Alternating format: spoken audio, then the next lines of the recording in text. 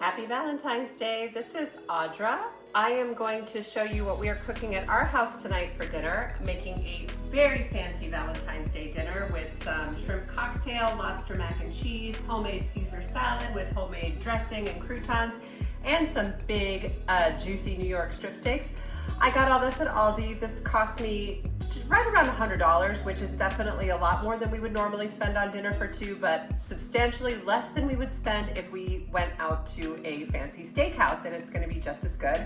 So I will get started and show you how we do it. The first thing that we're going to do is make the water to cook the shrimp and the lobster in. It's called court bouillon, which is a really fancy French way of saying it's just like cooking water, basically. So you got your aromatic vegetables. There's 2 carrots, 2 celeries, 1 onion quartered, a lemon cut in half, a garlic cut in half, a bunch of parsley, and a bunch of thyme. And all of this goes into 10 cups of water. Let it boil for 30 minutes or so that all these flavors steep. And then we're gonna poach the shrimp and poach the lobster and get that ready for the next step. So this is going into the hot tub right now.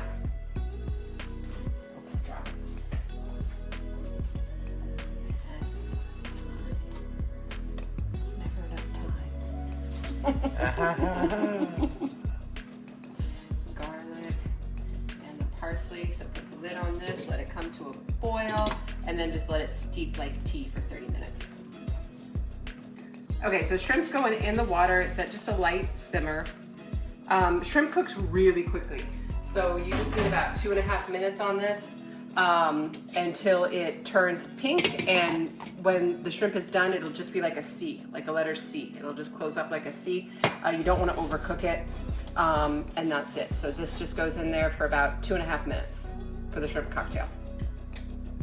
In the same water that you made the shrimp in, you can put your lobster into the hot tub, my friend.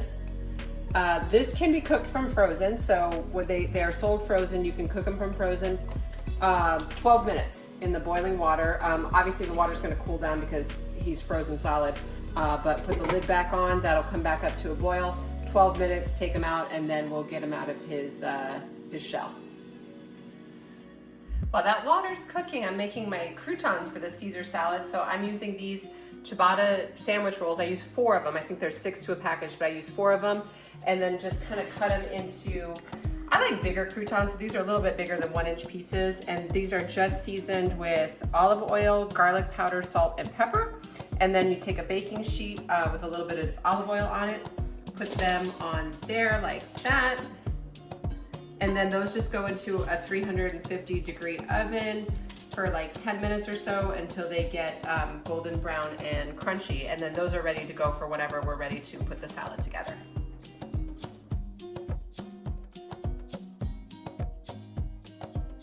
I don't know what's wrong with me. I could just use a little help coming out of my shell. So this is the time when we need to start getting our steaks ready. Make sure you allow yourself probably about an hour and a half before you're ready to cook these to get this step done. So these are choice steaks, which is fine. The way that meat is graded is prime is the highest and choice is below that. It's based on how much marbling or fat content is in the beef. That's how the USDA grades steak.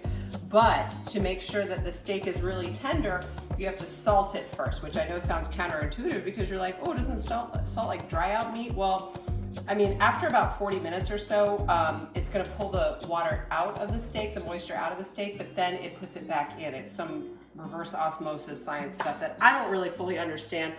But you want to use kosher salt. Regular table salt is not going to work. It has to be kosher or sea salt, and then you generously salt the steaks on both sides. Like, get in there and really, really, really salt them pretty heavily, because we're going to rinse this off before we start cooking the steaks. Salt, salt, salt, salt, salt. It's not going to be salty. It's not too much. And then these need to sit out at room temperature for probably about an hour and a half. It's perfectly fine. I am ServSafe Health Board certified. You have 4 hours where food can sit out of the cooling temperature before you're at risk for foodborne illness. Perfectly fine, because if you throw a steak in the oven or in a pan or however you're gonna cook it and it's cold, it's like a mussel. It's tight, it seizes up, and that's not gonna give you a juicy steak. So your steaks really have to be closer to room temperature before you cook them to get maximum tenderness. Okay, so now I'm gonna start making the lobster mac and cheese. This is gonna be a grown-up version of shells and cheese. So this is the shell-shaped pasta. This goes in for 10 minutes in the boiling water. You don't want to overcook it because it's going to go in the oven with the cheese sauce and bake a little longer. Then I got the milk kind of heating up over here. It shouldn't be boiling, but it is getting warm. So we'll see you later. 10 minutes. There you go. Here we go, making the sauce for the lobster mac and cheese. 6 tablespoons of butter in half a cup of flour. We're gonna make a roux. So you gotta cook the flour in the butter, like if you're making sausage gravy or something like that. Get that in there like that. Cook all that flour down into the butter. Got my hot milk over here ready to go. Just a basic bechamel sauce. One of the mother sauces. So make sure that all the lumps get cooked out. Okay, that looks good. And then we're gonna put the hot milk in. This is a quart, 4 cups of warm milk, not boiling, into the pot here. Okay, wait, let me get my whisk. I need a whisk. Got it right here. And then we're gonna whisk this up, make sure we don't have any lumps. Turn the heat down until it thickens.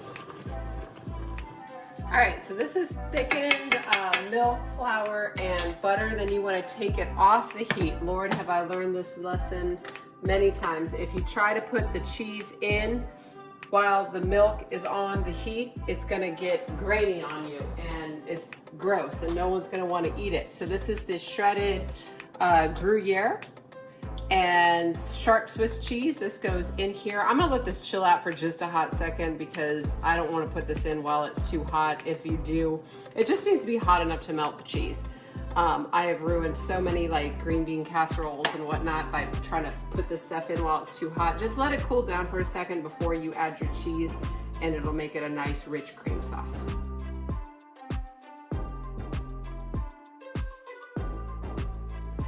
Half a teaspoon pepper, half a teaspoon nutmeg, and look at that glorious, glorious cheese sauce. This is the Gruyere and the extra sharp cheddar. Oh, we could just stop right here and just like get some bread and dip it into this and call it a day with a bottle of wine, but we're gonna keep going. So this is the cheese sauce, and to this you're gonna add your cooked shells and the lobster meat. So we are almost ready to get this bad boy into the baking dish, but I just want to show how, look at that stretch. Oh, that's so sexy. Yeah, that's sexy. Oh, I can't even tell you how yummy this is. This is the lobster mac and cheese. So I picked the lobster clean of all the meat from it. And I got one of those frozen lobsters. I mean, but truth be told, we really could have probably gone with 2. It didn't really yield that much meat, but it was enough. But I would definitely recommend grabbing 2 of those, but they're a little expensive. They're $10, which is in ALDI land a little high. So anywho, this is gonna go into a baking dish. If you have individual ramekins or gratin dishes, that's better, but we don't have them. So this is what we have. So this is what we're gonna use. We're gonna put it in our old tried and true casserole dish. Oh my God, that looks so good. We already took a little taste, and my husband is super excited to get into this here in a minute. So put all that in. Don't leave any stragglers behind. All your shells and cheese and lobster meat goes in here. Absolutely amazing. Okay, so that's good. And then smooth it out a little bit so it looks cute. Smooth it out so she's cute. Okay, that's fine. And then I'm gonna get a little bit more. I've got a little bit more with my little bench scraper here to get some more cheese sauce going on there, because I don't leave any cheese behind. That's kind of how I live my life. Okay, so that's good to go. And then this is just 5 slices of white bread that I put in the blender to make breadcrumbs out of with 2 tablespoons of butter. And so that's the topping for this. So this goes on there like that, just like that. Breadcrumb topping, fresh breadcrumb topping, like that. And then this goes into a 375-degree oven for 30 minutes. So we're gonna stick this in and see you later.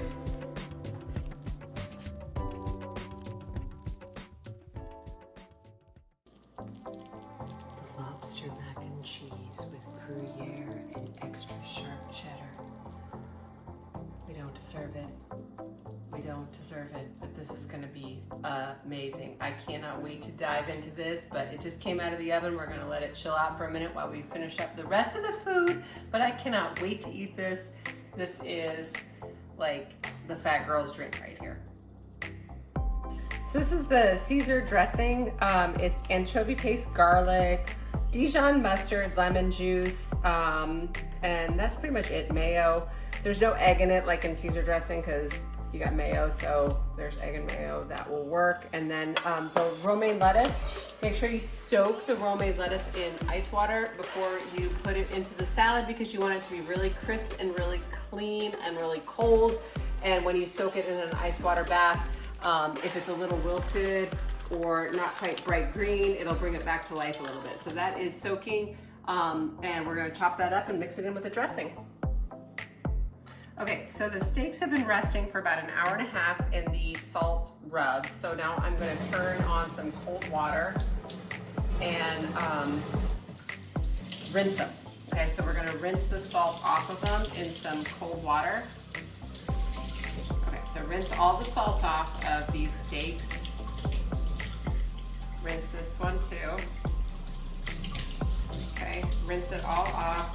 I'm gonna rinse my cutting board off. And then you gotta pat the meat dry with paper towels, okay? It's gotta be super dry when it goes into the hot pan, because if you put wet steaks into a hot pan, you're gonna steam it and you're not gonna sear it and get that nice, good steakhouse kind of crust to it. So get all your paper towels out and make sure that these are dry before they go into the hot pan, and then we're gonna broil them. So I've got my oven preheating on broil with the cast iron pan in there. So I'm gonna just work on getting these super dry while that's preheating.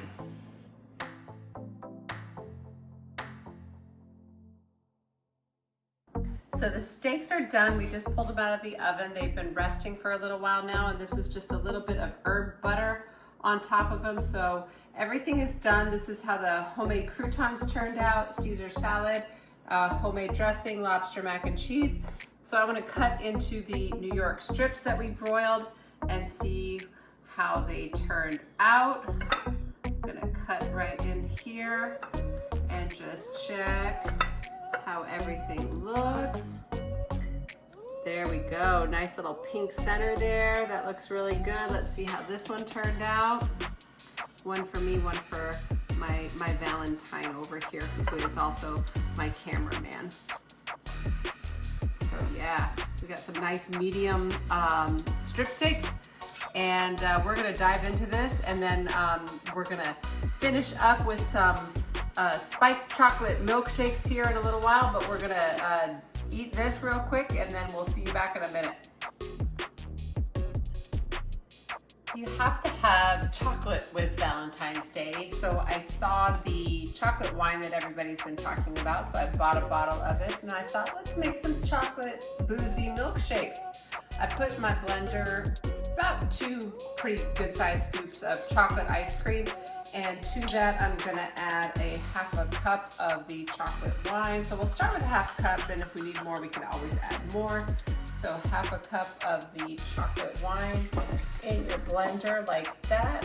And then we'll close her up, let her rip, and see how it turns out.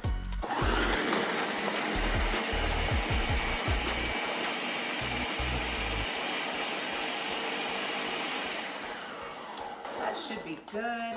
Let me give this a little taste here. there.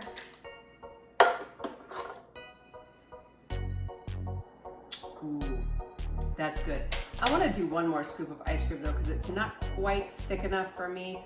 Just one more scoop of ice cream. So I think the magic number is a ratio of 3 scoops of chocolate ice cream per half cup of chocolate wine.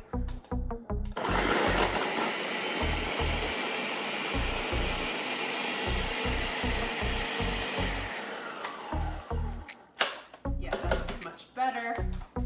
Stick that in there. Stick that in there. All right, let me take this out. We're trying to make that a huge mess. And then put it in your wine glass. Oh yeah, rich and chocolatey, about right there. And then give it a little bit of whipped cream. And that is our dessert for Valentine's Day, a boozy chocolate wine milkshake.